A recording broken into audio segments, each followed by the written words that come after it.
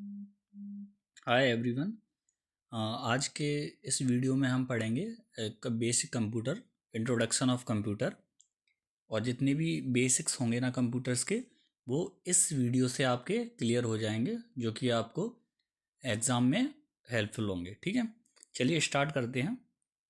तो पहले हम जानेंगे कि कंप्यूटर क्या है, व्हाट इज़ कंप्यूटर। तो कंप्यूटर एक स्वचालित इलेक्ट्रॉनिक मशीन है। इसका मतलब होता है कि स्वचालित खुद से चलने वाली मशीन है जो डेटा तथा निर्देशों को इनपुट के रूप में ग्रहण करता है। जो डेटा को और इंस्ट्रक्शन को क्या करता है, ग्रहण करता है। इंस्ट्रक्शंस के अनुरूप उनका विश्लेषण करता है तथा आवश्यक परिणामों को निश्चित प्रारूप में आउटपुट के रूप में निर्गत करता है। यह डाटा, निर्देश, सॉफ्टवेयर तथा परिणामों को स्टोर भी करता है ताकि आवश्यकता अनुसार उपयोग किया जा सके। यह डाटा के भंडारण, स्टोरेज तथा तीव्र गति और त्रुटि रहित ढंग से उसके विश्लेषण का कार्य करता है। मतलब बिना कोई बग के ये काम करता रहता है। ठीक है, ये तो हो गया कि कंप्यूटर क्या है। अब देखेंगे, ये कंप्यूटर का इमेज है। इसमें देखिए, ये आउटपुट डिवाइस है, ये प्रोसेस करता है सीपीयू हमारा, और ये जो कीबोर्ड है वो इनपुट देता है। ठीक है, अभी आउटपुट डिवाइस, इनपुट डिवाइस हम पढ़ेंगे नेक्स्ट वीडियो में। ठीक है, अब देखते हैं परिभाषा क्या है कंप्यूटर की। तो ऑक्सफोर्ड डिक्शनरी के अनुसार कंप्यूटर एक स्वचालित इलेक्ट्रॉनिक मशीन है जो अनेक प्रकार के तर्कपूर्ण गणनाओं के लिए प्रयोग किया जाता है। ठीक है, तर्कपूर्ण मतलब लॉजिकल गणनाओं के लिए यूज किया जाता है। नेक्स्ट देखेंगे आगे। कंप्यूटर वह मशीन है जो डेटा स्वीकार करता है, उसे भंडारित यानी स्टोरेज करता है, दिए गए निर्देशों को अनुरूप उनका विश्लेषण करता है, मतलब जो इंस्ट्रक्शन हम देते हैं उनको एनालिसिस करता है, तथा एनालिसिस डाटा को आवश्यकता अनुसार निर्गत करता है। ठीक है, देखेंगे कैसे काम करता है। हम इनपुट देते हैं कंप्यूटर को, फिर वो प्रोसेस करता है और बाद में हमें क्या देता है, आउटपुट देता है। ठीक है, ऐसे कंप्यूटर काम करता है। अब components of computer, computer system के कौन कौन से घटक हैं वो हम जानेंगे। ठीक है, तो किसी भी कंप्यूटर सिस्टम को मुख्यतः 3 भागों में बांटा जा सकता है। वो कौन कौन से भाग हैं? पहला है हार्डवेयर, दूसरा है सॉफ्टवेयर और तीसरा है डेटा। चलिए हम इन तीनों के बारे में जानकारी लेते हैं। तो हार्डवेयर क्या होता है? एक कंप्यूटर मशीन का वह भौतिक भाग जिसे हम छू कर महसूस कर सकते हैं, हार्डवेयर कहलाता है। हम कंप्यूटर में क्या क्या छू सकते हैं? कीबोर्ड को छू सकते हैं, माउस को छू सकते हैं, मॉनिटर को छू सकते हैं, सीपीयू को छू सकते हैं, प्रिंटर को छू सकते हैं, हार्ड डिस्क को छू सकते हैं, मदरबोर्ड को छू सकते हैं, प्रोसेसर को छू सकते हैं, स्पीकर को छू सकते हैं। तो ये जितनी भी चीज़ें जिन्हें हम छू सकते हैं और फील कर सकते हैं, वो सारी चीज़ क्या होती हैं? हार्डवेयर होती हैं। अब सॉफ्टवेयर देखते हैं।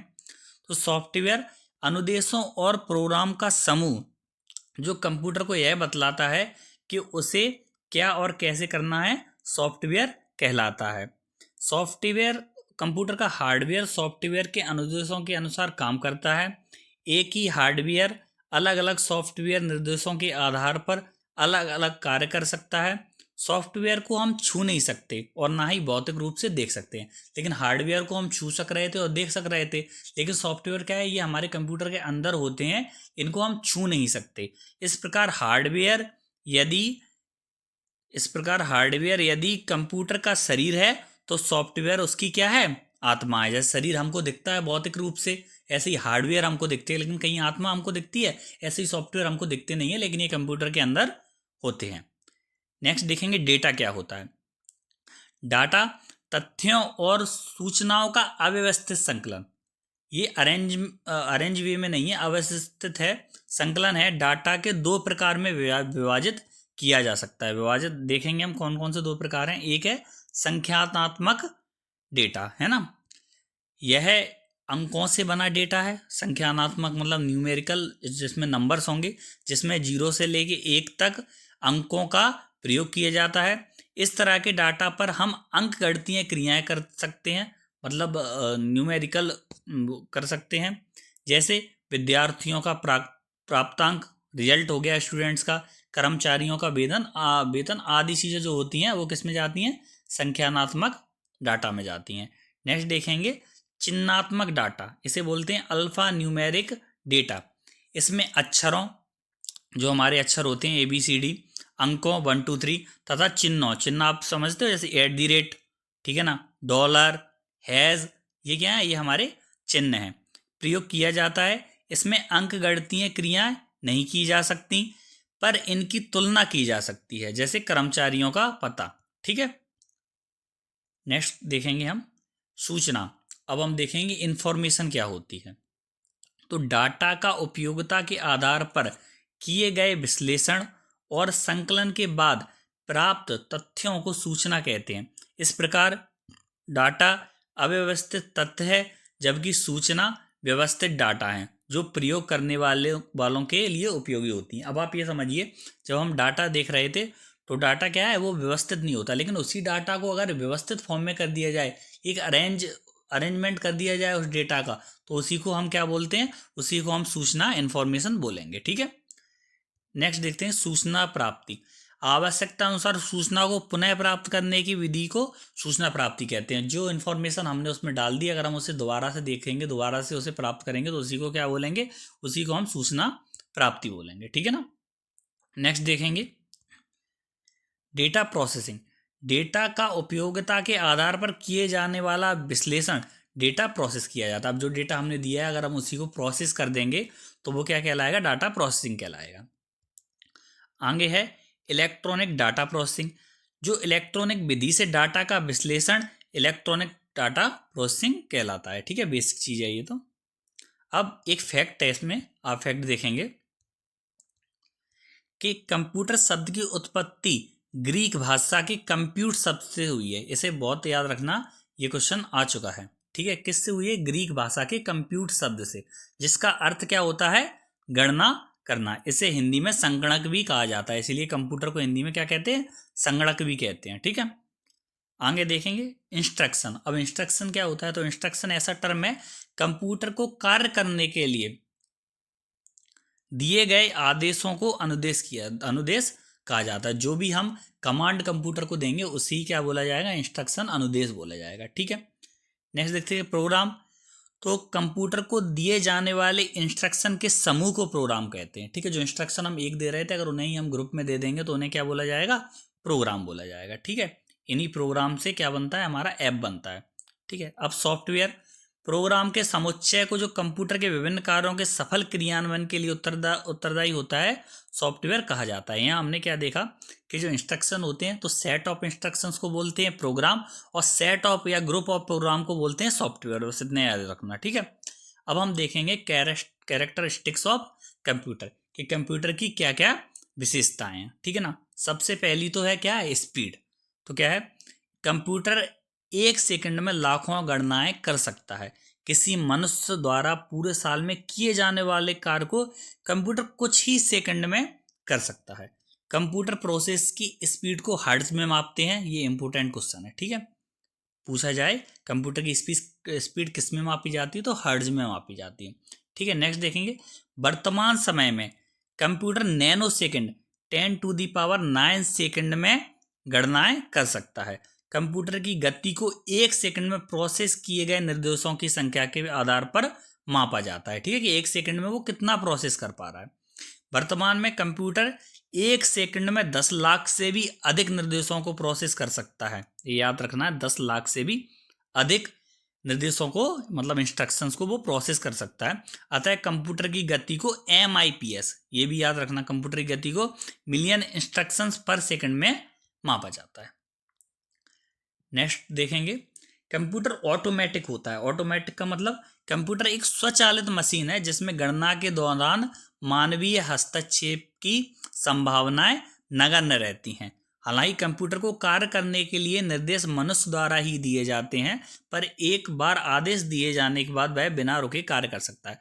मतलब कंप्यूटर किसी को चलाना नहीं पड़ता। हम जब कंप्यूटर चलाते हैं तो हम उसे चलाते नहीं हैं, केवल हम इंस्ट्रक्शन देते हैं और सारे काम वो ऑटोमेटिकली ही कर देता है। ठीक है, जैसे हमने उसे कोई इक्वेशन दी तो हम इक्वेशन सॉल्व नहीं करेंगे, बस हमने वो इंस्ट्रक्शन दे दिया, वो हमें खुद से सॉल्व करके देखा। तो कंप्यूटर क्या है, एक ऑटोमेटिक मशीन है। ठीक है, नेक्स्ट देखेंगे त्रुटि रहित कार्य, एक्यूरेसी, मतलब कंप्यूटर की गणनाएं लगभग त्रुटि रहित रहती हैं। त्रुटि रहित का मतलब कोई भी बग, कंप्यूटर कोई भी गलती नहीं करता, बस हमको इंस्ट्रक्शन सही से देना आना चाहिए। गणना के दौरान अगर कोई एरर पाया भी जाता है तो वह प्रोग्राम या डाटा में मानवीय गलतियों के कारण होता है, कंप्यूटर स्वयं से नहीं करता। अगर हमने कोई इंस्ट्रक्शन अच्छे से नहीं दे पाया है तो गलती होगी, नहीं तो कंप्यूटर अपनी तरफ से कोई भी गलती नहीं करता है। अगर डाटा और प्रोग्राम सही है तो कंप्यूटर हमेशा सही परिणाम ही देता है। लेकिन कभी कभी कंप्यूटर में थोड़ी सी दिक्कत आ जाती है, वो सही परिणाम नहीं देता, तो वो किस वजह से हो जाता है, वो वायरस के कारण कंप्यूटर में भी त्रुटियां आ जाती हैं। लेकिन जब भी वायरस अटैक होता है, कंप्यूटर में वायरस ज़्यादा होता है, तो वो थोड़े से एरर कर सकता है। स्थायी भंडारण क्षमता, मतलब परमानेंट स्टोरेज। ठीक है, कंप्यूटर में प्रयुक्त मेमोरी, कंप्यूटर में खुद की मेमोरी होती है, को डेटा, सूचना और निर्देशों के स्थायी भंडारण के लिए प्रयोग किया जाता है। चूंकि कंप्यूटर में सूचनाएं इलेक्ट्रॉनिक तरीके से संग्रहित की जाती हैं, अतः सूचना के समाप्त या नष्ट होने की संभावना बहुत ही कम रहती है। अगर कंप्यूटर को एक बार हमने डेटा उसमें स्टोर कर दिया तो उसको नष्ट होने की संभावना बहुत ही कम रहती है। अगर हार्ड डिस्क वगैरह खराब हो जाती है तो ये सारी चीज़ें होती हैं, नहीं तो नहीं होती हैं। हमारा डेटा बिल्कुल सालों तक उसमें स्टोर बना रहता है। ठीक है ना। अब देखेंगे लार्ज स्टोरेज कैपेसिटी, कंप्यूटर के एक्सटर्नल तथा इंटरनल संग्रहण माध्यमों, hard disk, floppy disk, magnetic tape, CD ROM, ये क्या है, यहाँ मेमोरी में पढ़ेंगे, ये मेमोरी डिवाइस हैं सारी, में असीमित डाटा और सूचनाओं का संग्रहण किया जा सकता है। कंप्यूटर में सूचनाएं कम स्थान घेरती हैं, अतः इसकी भंडारण क्षमता विशाल और असीमित है। अगर हम अपने दिमाग में कुछ स्टोरेज करेंगे तो वो एक लिमिटेड टाइम तक ही रहता है, लेकिन निकल जाता है। लेकिन कंप्यूटर में एक तो ये परमानेंट के लिए फिट हो जाता है और इसकी मेमोरी भी बहुत ज़्यादा होती है, जिसमें हम बहुत सारा डेटा स्टोर कर सकते हैं। नेक्स्ट है भंडारित सूचना को तीव्र गति से प्राप्त करना, कंप्यूटर प्रयोग द्वारा कुछ ही सेकंड में भंडारित सूचना में से आवश्यक सूचना को प्राप्त किया जा सकता है। हमने कोई सूचना एक बार उसमें स्टोर कर दी तो दोबारा प्राप्त करने के लिए हमें ज़्यादा टाइम नहीं लगेगा, बस एक क्लिक से ही हम सारी सूचना को, सारी इन्फॉर्मेशन को या सारे डेटा को फिर से देख पाते हैं। अभी हम देखते हैं ना अपने मोबाइल या कंप्यूटर में कोई वीडियो अगर हमको या कोई डॉक्यूमेंट निकालना होता है तो एक क्लिक पे ही आ जाता है, उसको टाइम नहीं लगता है। ये किस वजह से हो पाता है, रैम के प्रयोग से यह काम और भी सरल हो गया है। इसीलिए जितनी ज़्यादा अच्छी रैम होगी आपकी डिवाइस में, उतना ही ये जल्दी से अच्छे से काम करेगा बिना लैग किए। ठीक है, नेक्स्ट देखेंगे जल्दी निर्णय लेने की क्षमता, तो कंप्यूटर परिस्थितियों का विश्लेषण कर पूर्व में दिए गए निर्देशों के आधार पर तीव्र निर्णय की क्षमता रखता है। आपने जो इंस्ट्रक्शन दिए हैं उसका आउटपुट आपको बहुत ही स्पीड में मिलेगा। ठीक है, अब वर्सेटिलिटी देखेंगे कंप्यूटर की क्या होती है। कंप्यूटर की सहायता से विभिन्न प्रकार के कार्य संपन्न किए जा सकते हैं। आधुनिक कंप्यूटरों में अलग अलग तरह के कार्य एक साथ करने की क्षमता है। मतलब सीधा वर्सेटिलिटी का मतलब होता है कि विभिन्न प्रकार, मतलब विभिन्न प्रकार के कार्य करने की क्षमता, बहुत सारे तरीके के जो कार्य होते हैं उन्हें करने की क्षमता जो होती है उसी को वर्सेटिलिटी बोलते हैं इजी लैंग्वेज में। ठीक है, नेक्स्ट देखेंगे आगे पुनरावृत्ति, रिपीटेशन, कंप्यूटर को आदेश देकर एक ही तरह के कार्य बार बार समान विश्वसनीयता और तीव्रता से कराए जाते हैं। मतलब एक ही काम को आप कितनी बार भी रिपीट करिए, वो उसी सेम एक्यूरेसी से आपको करके देगा। ठीक है, स्फूर्ति, मतलब कंप्यूटर एक मशीन होने के कारण मानवीय दोषों से रहित है, इसे थकान तथा बोरियत महसूस नहीं होती है और हर बार समान क्षमता से कार्य करता है। मान लो अगर हम कोई कार्य करें, कोई कार्य हमसे करने के लिए बोला जाए तो हम पहली बार में बहुत अच्छे से करेंगे, दूसरी बार में बहुत अच्छे से करेंगे, हो सकता है 20 बार उसे बहुत अच्छे से कर ले। लेकिन एक टाइम आने के बाद हम वो कार्य जो पहली बार कर रहे थे उतने अच्छे से नहीं कर पाएंगे। लेकिन कंप्यूटर में वही एनर्जी के साथ वही काम करता है, वो वही एलिगेंस के साथ जो उसने पहली बार किया था। चाहे आप एक बार करवाओ चाहे 1000 बार करवाओ, वो हर बार समान क्षमता से कोई कार्य करेगा। ठीक है, ये कंप्यूटर की खासियत होती है। नेक्स्ट देखेंगे हम गोपनीयता, जब से पासवर्ड लगाते हैं ना किसी चीज़ में, तो पासवर्ड के प्रयोग द्वारा कंप्यूटर के कार्य को गोपनीय बनाया जा सकता है, मतलब उसे सीक्रेट रखा जा सकता है। जिसके पास पासवर्ड होगा वही उसको एक्सेस कर पाएगा। पासवर्ड के प्रयोग से कंप्यूटर में रखे डेटा और कार्यक्रमों को केवल पासवर्ड जानने वाला व्यक्ति ही देख या बदल सकता है। जिसके पास पासवर्ड है केवल वही एक्सेस कर पाएगा, हर कोई उसको नहीं देख पाएगा, जिससे क्या है वो डेटा सीक्रेट रहेगा। ठीक है। अब कार्य की एक रूपता, यूनिफॉर्मिटी ऑफ वर्क, बार बार तथा लगातार कार्य करने के बावजूद कंप्यूटर के कार्य की गुणवत्ता पर कोई प्रभाव नहीं पड़ता, ये हमने ऊपर देख ही लिया है। ठीक है। अब है विश्वसनीयता। कंप्यूटर प्रोसेस के पश्चात सही व भरोसेमंद परिणाम देता है तथा गलती की संभावना नगण्य होती है। मतलब ये बिल्कुल जिस पे हम बिल्कुल सही तरीके से विश्वास कर सकते हैं कि ये हमें सही ही जानकारी देगा, इसमें गलती की संभावना बिल्कुल 0 होती है। ठीक है ना। अब देखेंगे कि कागज के प्रयोग में कमी। कंप्यूटर से क्या फ़ायदा हुआ है हमको कि कंप्यूटर के सही प्रयोग से कागजों की खपत में कमी की जा सकती है, जिससे पर्यावरण संरक्षण में भी मदद मिलती है। क्योंकि अगर कागज कम लगेगा तो पेड़ कम काटे जाएंगे, इससे क्या होगा कि कागज के प्रयोग में कमी आती है कंप्यूटर को ज़्यादा से यूज़ करने से। ठीक है।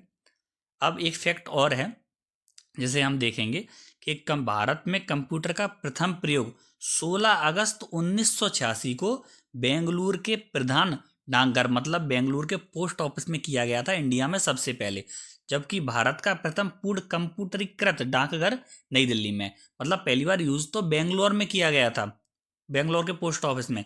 लेकिन पूरी तरह से जो कंप्यूटराइज सेंटर था वो कौन सा था, वो नई दिल्ली का पोस्ट ऑफिस था। इसको याद रखना, ये अच्छा फैक्ट है, ये आ सकता है। ठीक है ना। नेक्स्ट देखते हैं हम। अब हम देखेंगे कि कंप्यूटर की लिमिटेशंस क्या है, कंप्यूटर क्या क्या कर सकता है। ठीक है ना। तो पहले हम देखेंगे कि कंप्यूटर क्या है, बुद्धिहीन है, इसमें इसका कोई माइंड नहीं है। जो हम इंस्ट्रक्शन देते हैं ये उसको फॉलो करता है और डेटा को प्रोसेस करके हमें आउटपुट देता है, लेकिन इसके पास खुद का माइंड नहीं है, ये आपको सोच नहीं पाएगा। ठीक है। जैसे कंप्यूटर में स्वयं की सोचने और निर्णय लेने की क्षमता नहीं होती है, ये खुद से निर्णय नहीं ले पाता। अगर आप दोगे तो ही ये आपको बता पाएगा। लेकिन हमको ये भी याद रखना चाहिए कि अब एआई का ज़माना आ गया है, तो आगे की जनरेशन की जिन्हें हम 6th जेन ऑफ कंप्यूटर बोलते हैं, वो खुद से सोचने और समझने की भी शक्ति उनमें धीमे धीमे डेवलप हो रही है एआई की माध्यम से। ठीक है ना। यह केवल दिए गए निर्देशों के अंदर ही कार्य कर सकता है, मतलब जो इंस्ट्रक्शन हम देते हैं उसको, जो हमने पहले से दे रखे हैं, ये उन्हीं पे काम करता है। ये खुद से सोचने समझने की शक्ति इसमें नहीं होती है। एक प्रॉब्लम और है कि कंप्यूटर क्या है, बहुत एक्सपेंसिव है। कंप्यूटर के हार्डवेयर तथा सॉफ्टवेयर काफ़ी महंगे होते हैं तथा इन्हें समय समय पर आवश्यकता अनुसार परिवर्तित भी करना पड़ता है और अपडेट भी करना पड़ता है। हम देखते हैं कि कोई भी सॉफ्टवेयर हम लेते हैं तो वो फ्री में नहीं होता है, पैसों से ही आता है, इसलिए कंप्यूटर चलाना थोड़ा एक्सपेंसिव होता है। वायरस का खतरा बना रहता है, जिससे क्या होता है, हमने ऊपर पढ़ा था कि अगर कंप्यूटर में वायरस आएगा तो एरर और बग्स भी कंप्यूटर में आएंगे। कंप्यूटर में वायरस का खतरा बना रहता है जो सूचना निर्देशों को दूषित या समाप्त कर सकता है। ये वायरस कंप्यूटर की भंडारण क्षमता को भी प्रभावित करता है, मतलब जो हमारी स्टोरेज होती है उसको भी ये करप्ट कर सकता है वायरस। लेकिन एंटीवायरस सॉफ्टवेयर भी आते हैं, इनसे क्या होता है, एंटीवायरस सॉफ्टवेयर का प्रयोग कर इससे बचा जा सकता है। किससे बचा जा सकता है, वायरसों से। ठीक है। नेक्स्ट देखेंगे डिपेंड्स ऑन इलेक्ट्रिसिटी। कंप्यूटर क्या है, अगर इलेक्ट्रिसिटी नहीं होगी तो कंप्यूटर नहीं चल सकता। ये किस पे निर्भर है, ये विद्युत पर निर्भर है। तो हम पढ़ेंगे कंप्यूटर अपने कार्य के लिए विद्युत पर निर्भर करता है तथा इसके अभाव में कोई भी कार्य संपन्न कर पाने में सक्षम नहीं है। ठीक है। कंप्यूटर तभी काम करेगा जब उसमें क्या होगा, हमारे पास बिजली होगी, बिना विद्युत के ये काम नहीं करेगा। लैपटॉप में भी जब हम बैटरी डालेंगे तभी वो चलता है, नहीं तो नहीं चलता। अब हम देखेंगे एप्लीकेशंस ऑफ कंप्यूटर। ठीक है। कंप्यूटर के अनुप्रयोग। तो कंप्यूटर का प्रयोग विभिन्न क्षेत्रों में किया जा रहा है। हमें ये देखना है कि कंप्यूटर आखिर, अभी तक तो हमने लिमिटेशंस पढ़ी कंप्यूटर की, क्या क्या लिमिट है, लेकिन अब हम देखेंगे कंप्यूटर कहाँ कहाँ यूज़ होता है, किन किन कामों से हम कंप्यूटर को कर सकते हैं। ये बहुत इंपॉर्टेंट है। ठीक है ना। तो देखेंगे कंप्यूटर का प्रयोग विभिन्न क्षेत्रों में किया जा रहा है। वर्तमान में शायद ही कोई ऐसा क्षेत्र हो जहाँ कंप्यूटर का प्रयोग नहीं किया जा रहा हो। निम्नलिखित क्षेत्रों में कंप्यूटर का विभिन्न अनुप्रयोग किया जा रहा है। हम देखेंगे कैसे कौन कौन से एरियाज हैं जहाँ पर कंप्यूटर का यूज़ किया जा रहा है। आप थोड़ा सोचिए कहाँ कहाँ किया जाता है, आसपास देखिए कि कंप्यूटर का यूज़ कहाँ कहाँ हो रहा है। चलते देखते हैं। देखो डाटा प्रोसेसिंग, देखो बड़े और विशाल सांख्यिकीय डेटा से सूचना तैयार करने में कंप्यूटर का प्रयोग किया जाता है। जैसे कोई ऐसा ऑफिस है या कोई ऐसा इंस्टीट्यूशन है जहाँ पर बहुत से डेटा की ज़रूरत होती है, जैसे कोई स्टूडेंट हुआ, उसकी फ़ीस भरना या उसका रोल नंबर, ये सारी चीज़ें रजिस्टर में मेंटेन करना जब लाखों की संख्या होती है तो पॉसिबल नहीं होता है। तो इसके लिए कंप्यूटर का यूज़ किया जा सकता है। जैसे जनगणना, अब जनगणना कितने लोग हैं, अपने 121 करोड़ लोग थे 2011 की जनगणना के हिसाब से। तो क्या 121 करोड़ लोगों का डेटा रजिस्टर में मेंटेन करना पॉसिबल है? नहीं है। तो वो किससे किया जाएगा? कंप्यूटर से किया जाएगा। सांख्यिकीय विश्लेषण मतलब डेटा एनालिसिस, परीक्षाओं के परिणाम, जो हम एग्ज़ाम देते हैं, हम केवीएस एनबीएस का एग्ज़ाम देंगे या किसी भी कॉम्पिटेटिव का एग्ज़ाम देंगे, तो कितने लाखों लोग उसका फॉर्म भरते हैं, उनका रिजल्ट आता है। तो ये सारी चीज़ें क्या है, कंप्यूटर ही मैनेज कर सकता है। आदि में इसका प्रयोग किया जा रहा है। ठीक है, नेक्स्ट देखेंगे सूचनाओं का आदान प्रदान, एक्सचेंज ऑफ इंफॉर्मेशन। भंडारण को विभिन्न पद्धतियों के विकास और कम स्थान घेरने के कारण ये सूचनाओं के आदान प्रदान के बेहतर माध्यम साबित हो रहे हैं। इंटरनेट के विकास ने तो इसे सूचना का राजमार्ग, हाईवे, इंफॉर्मेशन हाईवे बना दिया है। अब हम समझेंगे कि एक्सचेंज ऑफ इंफॉर्मेशन, जैसे आजकल देखो व्हाट्सअप, हम जो इन्फॉर्मेशन होती है उससे कितना इजीली कर पाते हैं, या कोई चीज़ हमें किसी को सेंड करना हो, बहुत सारे मीडियम में सेंड करने के, लेकिन ये होता है किससे? कंप्यूटर से ही होता है। ठीक है, नेक्स्ट देखेंगे एजुकेशन। अब एजुकेशन में कंप्यूटर का क्या रोल है? तो मल्टीमीडिया के विकास और कंप्यूटर आधारित शिक्षा ने इसे विद्यार्थियों के लिए उपयोगी बना दिया है। डिजिटल लाइब्रेरी ने पुस्तक की सुलभता सुनिश्चित की है। ठीक है, तो हमें भी पता है कि जब से डिजिटल हुआ है ना सारा चीज़, जब से कंप्यूटर आया है, मोबाइल भी हमारा एक तरह का कंप्यूटर है। जैसे हम पढ़ेंगे इसे पाम कंप्यूटर बोलते हैं। तो जो सारी चीज़ें हैं, जैसे हमें बुक पढ़नी है तो हम लैपटॉप और कंप्यूटर से ईजिली पढ़ लेते हैं, है ना। स्टूडेंट्स के लिए online classes, test, test series, ये सारी चीज़ें किससे हो पाई हैं? कंप्यूटर से ही पॉसिबल हो पाई हैं। अब हम देखेंगे साइंटिफिक रिसर्च में कैसे काम करता है ये। विज्ञान के अनेक जटिल रहस्यों को सुलझाने में कंप्यूटर की सहायता ली जा रही है। कंप्यूटर में परिस्थितियों का उचित आकलन भी संभव हो पाता है। हम देखते हैं कि जो नासा और डीआरडीओ के कंप्यूटर होते हैं, ये सुपर कंप्यूटर होते हैं इनके पास, क्योंकि इन्हें ज़्यादा गणना करनी पड़ती हैं, तो एक्यूरेट और हाई स्पीड से वो क्या हो जाती हैं? पॉसिबल हो पाती हैं। अब रेलवे और एयरलाइंस में देखेंगे कैसे इसका यूज़ होता है। कंप्यूटर की सहायता से किसी भी स्थान से अन्य स्थानों के रेलवे और वायुयान के टिकट लिए जा सकते हैं, तथा इसमें गलती की संभावना भी 0 है। जब हम पहले कितनी भीड़ लगती थी और नहीं पहुंच पाते थे स्टेशन, लेकिन अब क्या होता है, मोबाइल के एक क्लिक से ही हम चाहें रेलवे का टिकट हो, एयरलाइंस का हो या फिर बस का हो, तो उसे हम वो कर सकते हैं, होटल भी बुक्स कर सकते हैं। ये किसकी वजह से हो पा रहा है? सिर्फ और सिर्फ कंप्यूटर की वजह से। और क्या काम करता है कंप्यूटर हमारा? बैंक के अनुप्रयोग ने बैंकिंग क्षेत्र में क्रांति ला दी है। एटीएम तथा ऑनलाइन बैंकिंग, चेक के भुगतान, ईसीएस, रुपया गिनना तथा पासबुक एंट्री में कंप्यूटर का प्रयोग किया जा रहा है। हम सबको ही पता है कि कंप्यूटर कितना ज़रूरी है। हम ऑनलाइन शॉपिंग करते हैं तो एक क्लिक पर पेमेंट हो जाता है, जिससे हमें बहुत सारी सुविधा होने लगी है। मेडिसिन के क्षेत्र में शरीर के अंदर के रोगों को पता लगाने के, उनका विश्लेषण और निदान के कंप्यूटर का विस्तृत प्रयोग हो रहा है। जैसे हमने देखा होगा अल्ट्रासाउंड वगैरह हम कराते हैं, तो ये भी किससे हो पा रहा है? कंप्यूटर के माध्यम से ही आसान हो पा रही हैं सारी चीज़ें, है ना। सीटी स्कैन, अल्ट्रासाउंड, एक्सरे तथा विभिन्न जांच में कंप्यूटर का प्रयोग हो रहा है। ठीक है, अब एक फैक्ट और है हमारे पास, देख लेते हैं। तो ये बहुत ही ज़्यादा इंपॉर्टेंट फैक्ट है, इसीलिए इसे मैंने रेड में कर रखा है। देखो, 2 दिसंबर 2 दिसंबर प्रतिवर्ष विश्व कंप्यूटर साक्षरता दिवस, कंप्यूटर लिटरेसी डे के रूप में मनाया जाता है। ठीक है, ये याद रखना है, पूछा गया क्वेश्चन है और फिर से पूछा जा सकता है।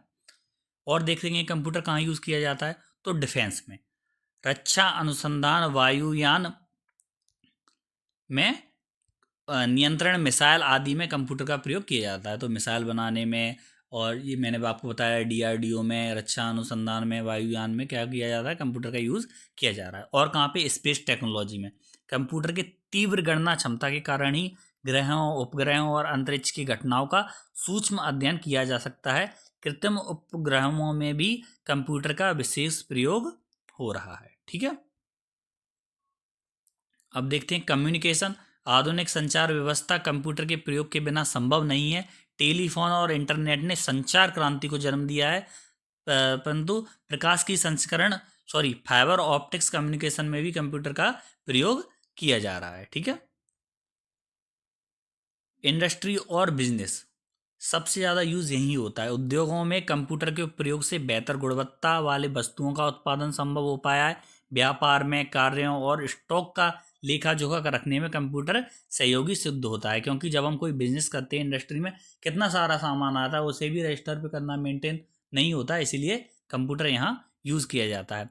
अच्छा, मनोरंजन में ये तो हमें पता ही है, सिनेमा, टेलीविजन के कार्यक्रम, वीडियो गेम कंप्यूटर का उपयोग कर प्रभावी मनोरंजन में कंप्यूटर को प्रस्तुत किया जा रहा है। मल्टीमीडिया के प्रयोग ने मनोरंजन का उत्तम साधन बना दिया है। मल्टीमीडिया का मतलब यही होता है, ऑडियो वीडियो, ये कैमरा, इसे ये क्या है, मल्टीमीडिया के अंतर्गत ही आते हैं। ठीक है, पब्लिशिंग जैसे पेपर छापना, शादी के कार्ड छापना, ठीक है, प्रकाशन और छपाई में कंप्यूटर का प्रयोग इसे सुविधाजनक तथा आकर्षक बनाता है। रेखा चित्रों और ग्राफ का निर्माण अब सुविधाजनक हो गया है। आपने देखा होगा, हम लोग शादी के कार्ड छपवाते तो कितनी अच्छी अच्छी डिज़ाइन करवाते हैं, पैम्पलेट छपवाना होता है, तो ये किससे हो पा रहा है? कंप्यूटर से ही होता है, हो पा रहा है। सॉरी, ये केवल बिजनेस वाले लोग या फिर रक्षा वाले लोग ही नहीं, हमारी जो गवर्नमेंट होती है, प्रशासन, एडमिनिस्ट्रेशन, प्रशासन में पारदर्शिता लाने, सरकार के कार्यों को जनता तक पहुंचाने तथा विभिन्न प्रशासनिक तंत्रों में बेहतर तालमेल के लिए ई प्रशासन की उपयोग कंप्यूटर की सहायता से ही संभव हो पाया है। पहले हम देखेंगे नगर पालिका वगैरह में सारी चीज़ें कैसे ऑफलाइन होती थी, तो कितनी त्रुटि रहती थी, लेकिन अब नगर पालिका हो चाहे लोक सेवा केंद्र हो, सारी चीज़ें ऑनलाइन हो गई हैं और सब कंप्यूटर के माध्यम से एक क्लिक में ही हो जाता है, हमें परेशान भी नहीं होना पड़ता है। ठीक है, डिजिटल लाइब्रेरी, जो पहले हम लाइब्रेरियों में जाते थे, ऑफलाइन किताबें ढूंढते थे, अब सारी किताबें आपको एक क्लिक में कहाँ मिल जाती हैं? मोबाइल में ही मिल जाती हैं, कंप्यूटर में ही मिल जाती हैं। पुस्तकों को अंकीय स्वरूप प्रदान कर उन्हें अत्यंत कम स्थान में अधिक समय के लिए सुरक्षित रखा जा सकता है। किताब पहले ऑफलाइन लाइब्रेरी में किताबों को रखने के लिए बहुत सारे सेल्फ चाहिए थे, फर्नीचर चाहिए होता था, जगह चाहिए होती थी, लेकिन ऐसा इसमें बिल्कुल नहीं है। बिना जगह के ही बस थोड़ी सी मेमोरी में हज़ारों किताबें आ जाती हैं। इसे इंटरनेट से जोड़ देने पर किसी भी स्थान से पुस्तकालय में संग्रहित सूचना को प्राप्त किया जा सकता है। ठीक है, पूरे दुनिया भर की खबरें हम इसी से प्राप्त कर सकते हैं। ठीक है, देखते हैं, आजकल शायद ही ऐसा कोई क्षेत्र होगा जिसमें कंप्यूटर का प्रयोग नहीं किया जा रहा है।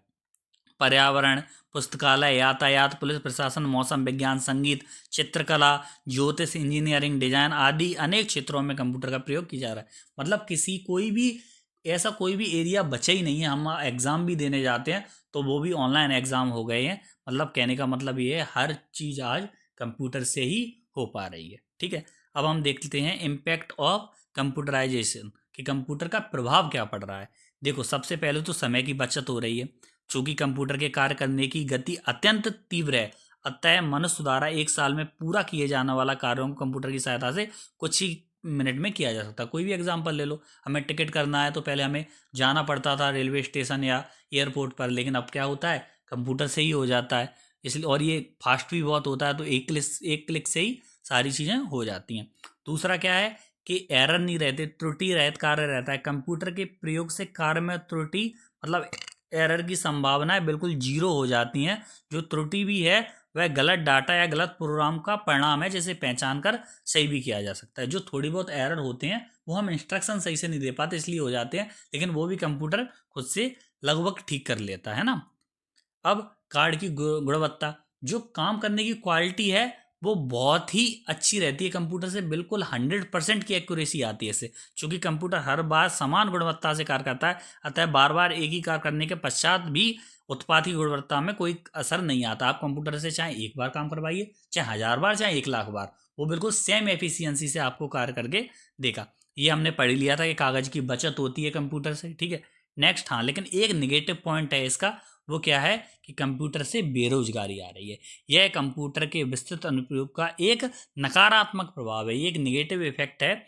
एक कंप्यूटर द्वारा सैकड़ों लोगों का कार्य किया जा सकता है, जिससे लोगों की जीविका पर प्रभाव पड़ता है, परंतु वैकल्पिक व्यवस्था और समुचित विकास द्वारा इस पर काबू पाया जा सकता है। दूसरी तरफ कंप्यूटर से संबंधित क्षेत्रों में रोजगार का सृजन भी किया जा सकता है। जहाँ एक अगर कंप्यूटर एक निगेटिव इम्पैक्ट भी है, तो बहुत सारे पॉजिटिव इम्पैक्ट भी हैं।